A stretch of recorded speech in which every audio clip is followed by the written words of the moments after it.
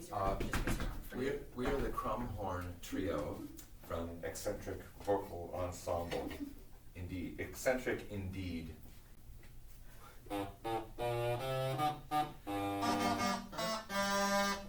was me. Should we send for pizza?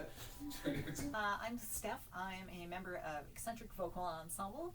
And I thought I'd just talk a little bit today about some of the instruments that we have decided to use in our upcoming concert. In particular, last concert we ended up using crumhorns in one of our early music sets, and we got a ton of interest actually in what was the instrument, where did it come from, just knowing a little bit about how it works. So what I've got on hand here at the moment, this is a bass crumhorn. They actually come in a couple different sizes, ranging from alto to bass are the more common sizes you see nowadays. There's actually not much in the historical literature that says whether they were sopranos or not. So typically when you're singing a quartet of these things, you're going to see 2 altos, tenor, bass, or alto, 2 tenors, and a bass.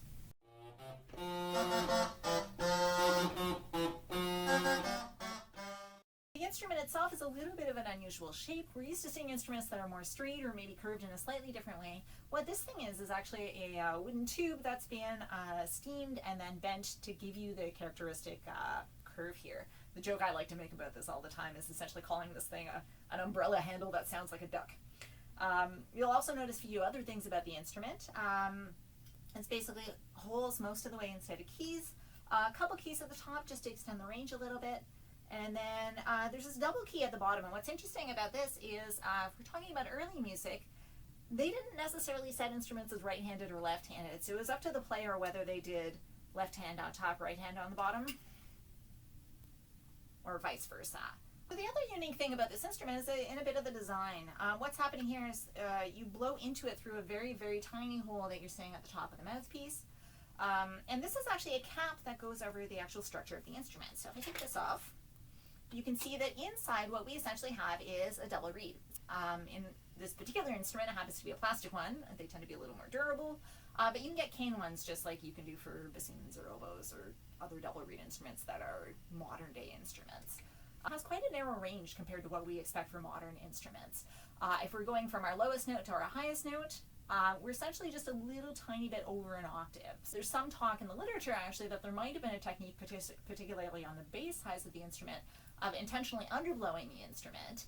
But that wasn't something that was actually super common, and it's not something that you would have seen in the performance tradition of the alto or tenor crumhorns. So just to give you a bit of an example of what that might sound like, regular blowing is essentially, underblowing is essentially a technique of using a slightly slower airstream.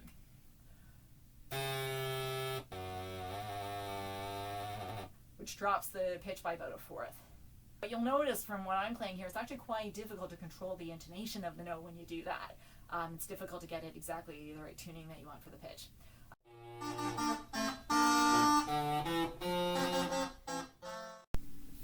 A little bit about the history of the crumhorn. This is an instrument that was only popular for about a century.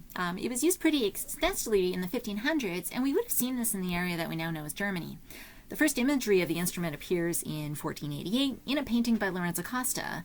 The crumhorn itself really starts to be popular around 1510 or so, but starts dying out actually really quickly in the 1600s. We see some scattered mentions of it in the first 50 years of the 1600s, but people at that point are already seeing it as outdated. By 1643, it's already being referred to as a historical, old-fashioned instrument.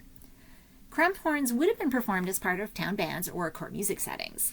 It would have been fairly common to hear these in trios, quartets, and quintets, and they would have been mixed with other instruments such as recorders, shawms, and sackbuts, which is the precursor of the modern trombone, all depending on the number of musicians and the total volume level of the ensemble. Very commonly, they would have overlapped with a lot of vocal music that was popular at the time, and that's part of the reason that we've decided to include them as part of our Eve performance. Here's a sample of that for you now.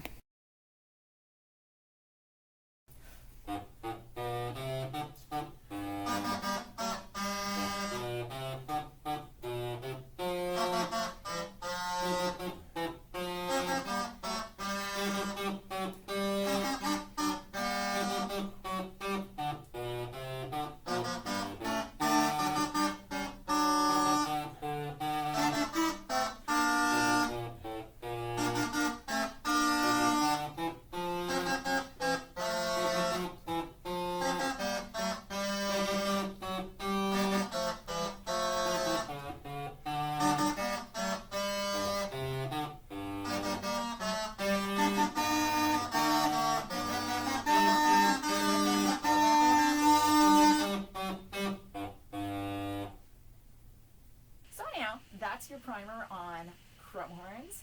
Feel free to come out and check us out on May 7th, 2016. And if you have any other questions, feel free to put them in the comments. I'll address them as best I can.